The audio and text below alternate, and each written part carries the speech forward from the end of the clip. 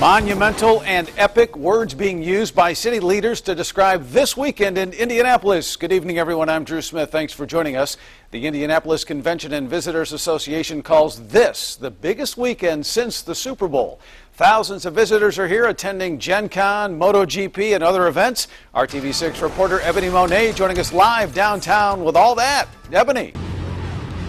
This is Motorcycle Madness here behind me wrapping up. It's one of several events happening in Indianapolis for motorcycle lovers. In fact, we spoke to some bike lovers who say this is the ideal weekend to visit the Circle City. But if you're not into motorcycles, there's plenty of other activities taking place as well. That's why city leaders say this weekend is so very special.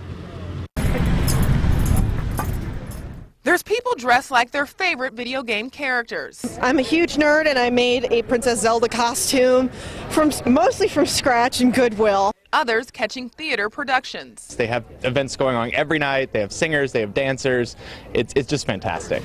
And for those out for a thrill, there's plenty of high-speed motorcycle events all this weekend in Indianapolis. For motorcycle enthusiasts, this is probably the most exciting weekend of the year in the country, in my opinion. It's great. It's great. The town is just, there's so much going on. We've never been here before. Things going on like the Indy Fringe Festival on Mass Avenue and Gen Con. Leaders hope the city's 10th time hosting the gaming convention is a hit. These motorcycle riders are just a fraction of the 150,000 people expected to fill the streets to take part in a number of activities going on around the area. That's why city leaders say in terms of economic impact and spotlight, this is a great weekend for the Circle City. This weekend is teeming with activity, virtual sellout, not only downtown for our hotels, but also compression happening into the suburbs. So from a tourism perspective, this is a monumental weekend. City leaders estimate the economic impact of the thousands of visitors will be to the tune of $150 million.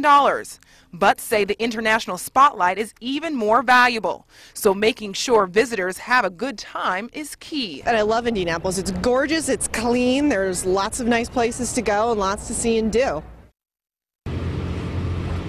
While it is definitely bustling downtown, all the activity this weekend is not just limited to downtown. In fact, a number of people took advantage of the last day at the Indiana State Fair today. We saw big crowds there as well. But while the Indiana State Fair is now closing, the activity here is expected to go until 3 a.m. thanks to motorcycles on Meridian. Reporting live downtown, I'm Ebony Monet, RTV6.